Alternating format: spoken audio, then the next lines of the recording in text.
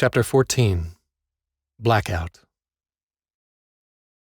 There were 6 prisoners left alive. Myself, murderess, liar, corrupt, addict, and pirate. If the others were telling the truth, they'd all started off in training flights of 40 inmates, just like mine. Subtracting the handful who had become gophers or died in legitimate accidents, at least 250 prisoners must have been culled by the drills. Sealed naked inside of the airlock and blasted on a garbage trajectory, bound for deep space. A string of frozen corpses, sailing into an indifferent infinity, into the end of time. Why us? I searched the faces of the other survivors, trying to figure out what common quality we shared. Why had the drills chosen us when so many others perished? They couldn't have picked 6 more different people. Maybe that was the point. Whatever the drills wanted from us, they would have it soon. The difficulty curve of our training wasn't linear. At the start of the flight exercises, the beacon rings were wide enough to fly 3 ships through. Now, they had shrunk to the point where there was barely a meter of clearance for a Yama to fly through.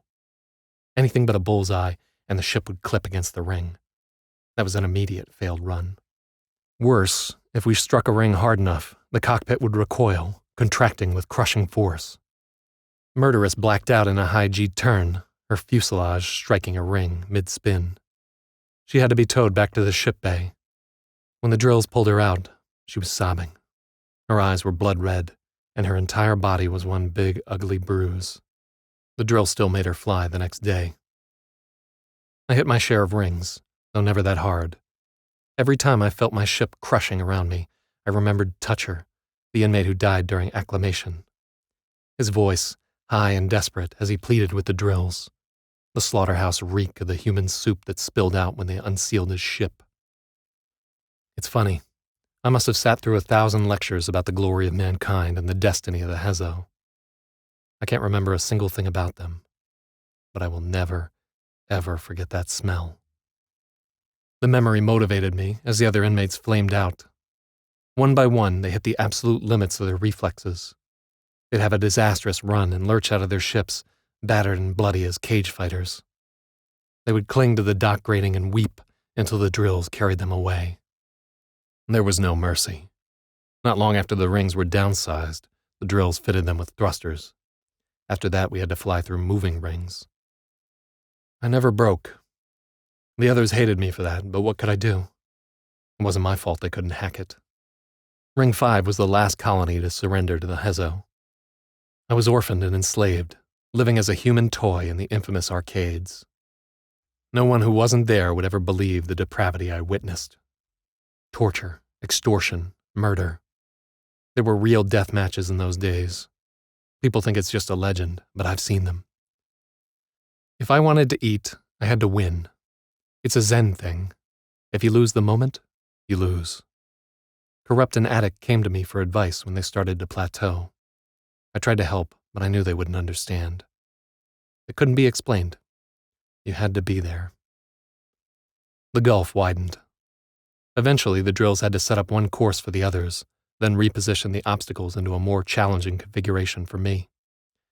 Knowing the others were rooting for me to fail made me want to succeed even more. There were no radios in our ships, of course.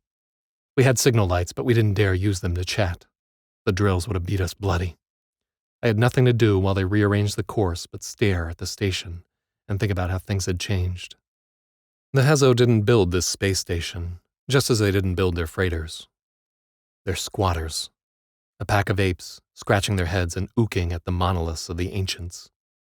They can't even keep this place running. They renamed it Awakening House Re-Education Complex. The drills probably have no idea of the history of this place and wouldn't care to learn. But I knew. While I was searching for parts in a long sealed storeroom, I came across an ancient manual. It was written in VTS, but it wasn't ciphered, so I could puzzle out most of it. The manual was meant to orient newly arriving administrators to the station. There was a timeline of ownership. The VTS were the last empire to hold the station before the Hezo arrived. They used it to train fighter pilots. Before the VTS, the station was controlled by the Policia and Graia, who used the place to churn out augmented super soldiers. Both the VTS and PNG use the designation TR-440 for the station. The original builders were Uniseca. They left no record of why they'd built a secret space station in the heart of a dust cloud. At the back of the manual, there was a survey of the asteroid the station was carved from.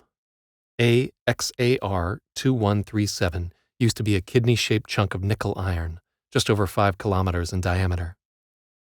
Beneath it was a diagram of the finished station, with the original Uniseca name. I laughed out loud when I read it. A Nanke station. From space, the prison looked like a spinning top, carbon black and 2 kilometers wide. The docking spire was its spindle. The outer rim of the disk was reeded with habitat modules. There was no way to tell which one was our barracks, but I tried to guess anyway. The entire structure had been blacked out and tessellated with anti-scanner baffling. Outside of a few significant meteoroid impacts, the exterior hadn't changed in centuries. The rot was all inside. Every day it got worse. Equipment had been ripped out everywhere. Exposed conduits were plugged with epoxy. The automatic locks had been swapped for physical keys. Something about the way the drills jingled as they trudged past the barracks felt absolutely prehistoric. There were yellow pneumatic lines running through the drab halls. Motors had been pulled, many systems now running on compressed air. The military had become Mennonites. When I first arrived here, Awakening House ran like a clock. Every day was choreographed down to the minute. It was either move in step or be crushed by a stampede. Now the halls are empty, the drills preoccupied, the schedule hosed. Sometimes we waited hours for the drills to show up. There were missed meals and scrubbed sermons. The only constant was flight training. We never missed a session. Much of the station was offline. Facilities we had used for the entirety of training were closed off. We were led to alternate rooms, sometimes halfway across the station. As we marched, I spotted slipshod fixes everywhere. Near the ship bay, there was a pool of fluid beneath a badly patched pipe.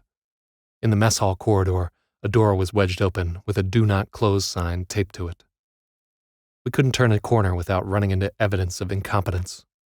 When something ran out, sweetener, caffeine, indomethacin, that was it. There was never any more. Freighters used to resupply us at regular intervals.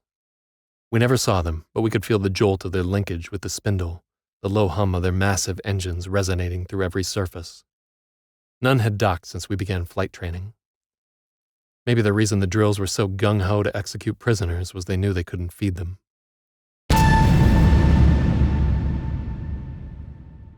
One night, we were all jolted awake by a tremendous bang, followed by a roar of depressurization. The red barracks light flickered, the blowers stopped, and the temperature dropped. All I could think was, finally. We trembled in our bunks, blinking as the emergency lights strobed. The squadron was locked inside the barracks. We could only wait for the drills to let us out and lead us to the warmer sections near the reactor. No one came. One by one, the emergency lights faded. I have never been more afraid in my life. That's the worst way to die, lost in absolute darkness. Each breath felt shorter than the last. I wanted to scream, but I couldn't spare the oxygen. We were finally forced to huddle together for warmth after piling every piece of clothing and bedding on the barracks on top of ourselves. Pirate was the one who told us what to do. He saved our lives. When the lights finally came back on, we were lightheaded from hypoxia. There was a big shuffling after that. Many of the drills we'd seen every day were gone. Their replacements were disheveled and nervous, uneasy around us. I wondered if this was my chance to break out.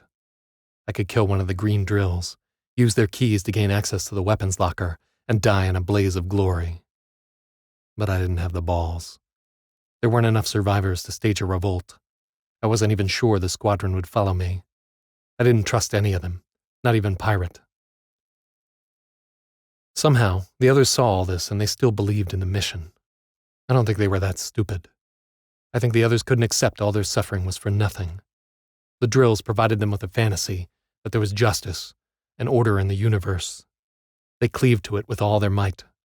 The other inmates were so much older than me, but they were still children. I let them have it. The fantasy was all that kept them together, and I was too tired to swim against the current. The night after the blackout, I expected Pirate to come to my bunk again. I was ready to tell him my story, eager to pick his brain for what might have caused the explosion. But when he rose, he went to a different bunk. Murderous. Pirate and Murderous had been close together in the huddle. The pair disappeared into the latrine. It wasn't a talk. They were quiet, but I could still hear it all. I lay in the red dark, throbbing with envy. The drills must have run out of the suppressants they were putting into our food. I wasn't looking forward to the return of my libido. This new development meant I didn't have to tell Pirate my story, but I would have rather gotten it over with. Instead, I lay alone in my bunk, turning myself inside out with want. Pirate and Murderous still hated each other. I could hear it in the way they fucked.